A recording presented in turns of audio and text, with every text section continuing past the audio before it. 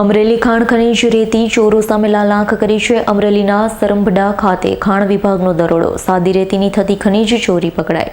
અમરેલી ખાણ ખનીજ રેતી ચોરો સામે લાલાંક કરાઈ છે. અમરેલીના સરભંડા ખાતે ખાણ વિભાગનો દરોડો, સાદી રેતીની થતી ખનીજ ચોરી પકડાઈ ગઈ છે. 2 ટ્રેક્ટર, 1 લોડર, 1 ડમ્પર અને રેતીના ચારણા સાથે 32 લાખનો મુદ્દામાલ સીઝ કરાયો છે.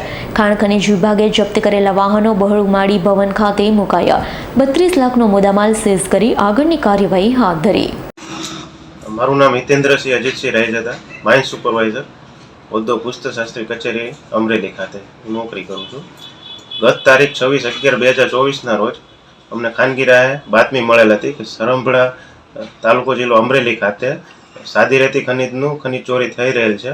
તો અમે અમારી ટીમ સાથે ત્યાં ગયા આકસ્મિક તપાસ દરમિયાન અમને 2 ટ્રેક્ટર, 1 લોડર અને 1 ડમ્પર, આમ કુલ મળી 32 લાખનો મુદ્દામાલ અમે જપ્ત કરેલ છે અને બહુમાળી ભવન કમ્પાઉન્ડ ખાતે સીઝ કરી અટક કરી રાખેલ છે.